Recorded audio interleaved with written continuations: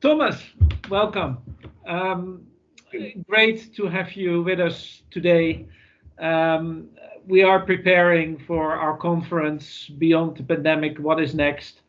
As you know, particularly since last year, this time, we have been looking at the pandemic in terms of the changes that COVID might imply for our way of working.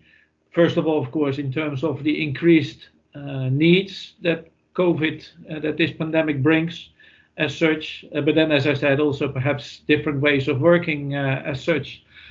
From your perspective, Norway being a very significant donor, I mean, you could say Norway is a small country, but I would say when it comes to humanitarian response, it's of course also a very significant donor. What are you seeing in terms of the increase in needs that this pandemic is causing, and what does that mean in terms of humanitarian priorities? Yes, thank you, Adam. Thank you for having me. Now, I think first and foremost, I think what this pandemic has done is mainly to exacerbate the needs and the challenges that were already there in humanitarian situations.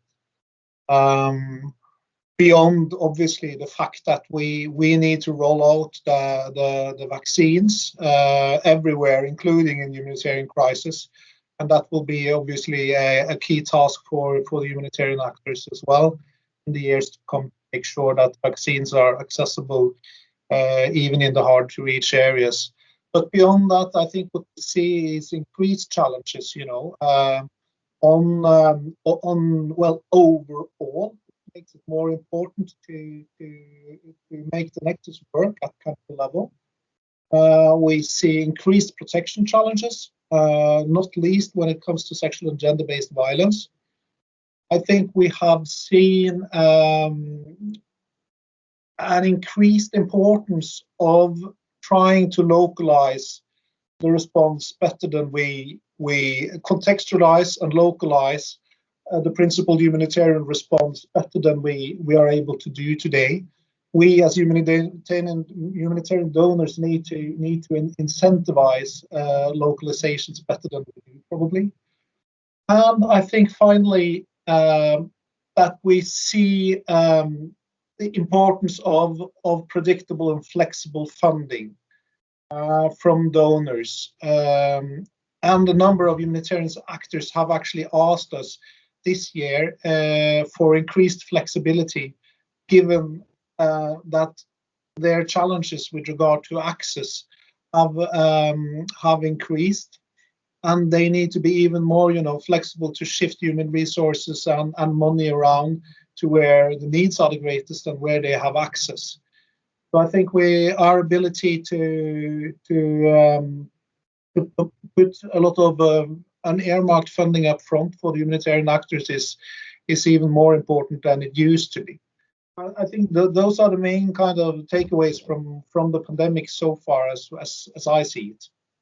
Well, thanks for that. And exactly as you say, for Norway, protection, sexual and gender-based violence, humanitarian principles and access, you identify already a number of priorities there. Now, you could say, particularly with the pandemic, with schools being closed, you could say, well, actually, this is particularly an education crisis. You could say with food security becoming an issue, it's particularly that issue that we should be looking at.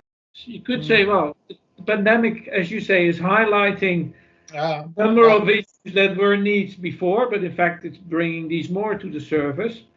My question is really who, in the end, decides on what the priorities are, because schools are closed, so it is an education crisis. Food security, yes, is an issue because people cannot, attend to their lands or their movement restrictions and so on.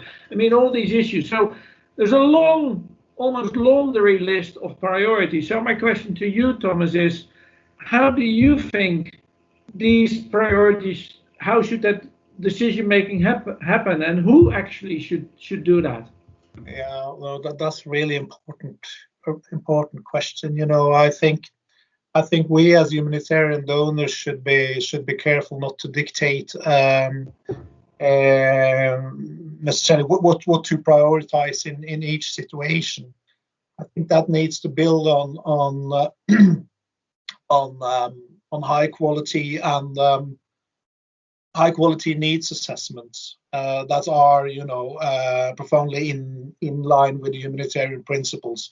What we need as a sector to improve on, obviously, is to include the population, the affected populations better in those needs assessments, and to try to have a more of a bottom-up approach to the humanitarian responses than we have managed to do so far.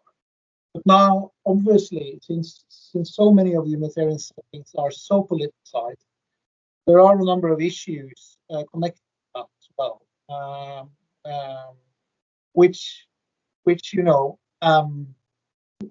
always have to take into consideration, and we have to look at each and every situation on its own. You already mentioned there, actually, the importance of the nexus.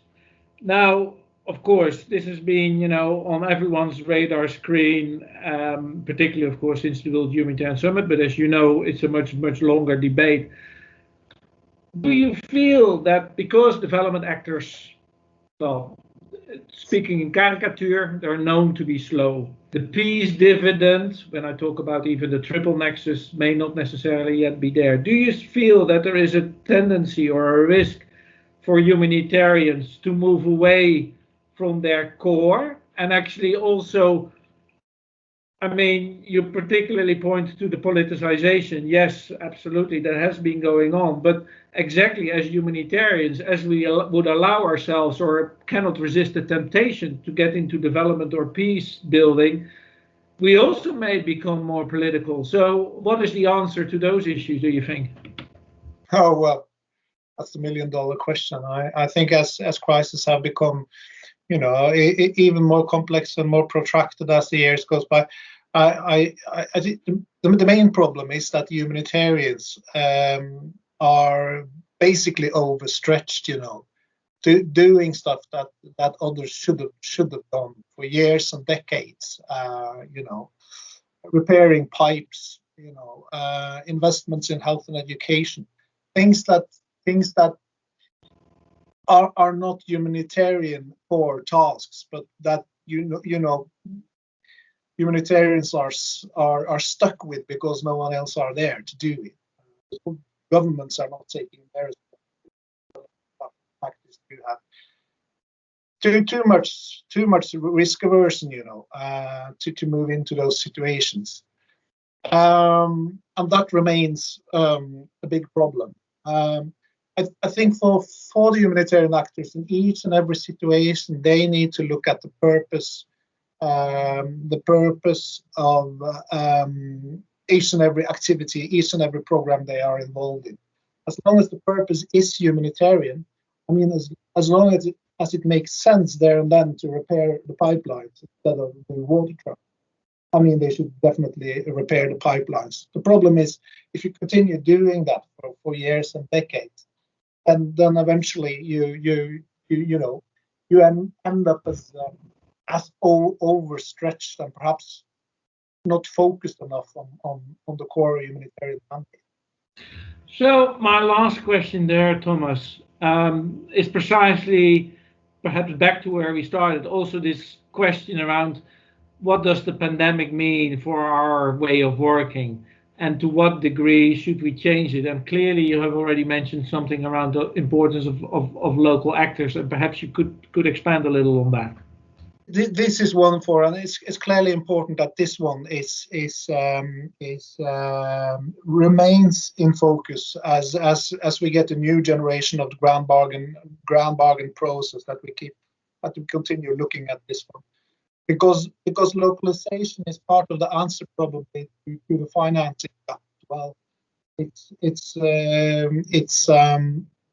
It's cheaper basically to channel humanitarian aid through local actors, or it can be. The problem for us as a humanitarian donor is that we cannot possibly have a direct relation to local actors. It's impossible, in terms of capacity and also competence.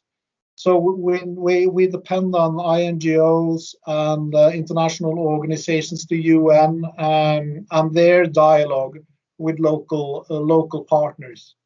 So we need to hold them accountable for that dialogue. We've been, as you know, Ed, we have developed a sort of a guideline in this respect with regard to our response in Syria. We have developed guidelines on the dialogue the organizations we support have with their local partners with regard to the humanitarian principles in Syria. We have developed those guidelines together with the organizations and updated them.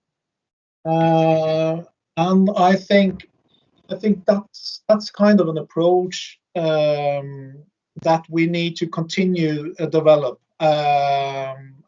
both from our side as for Norway, but perhaps the discussions we need to have more broadly as well. Right. Well, that's exactly, I hope, a conversation we will continue in the coming days, as there will also be a number of representatives from other donor governments and, of course, from agencies present in our conference. Thank you so much, Thomas, for your contribution. And yes, I mean, I'm sure we'll continue this dialogue also with you. Thank you very much. Thanks.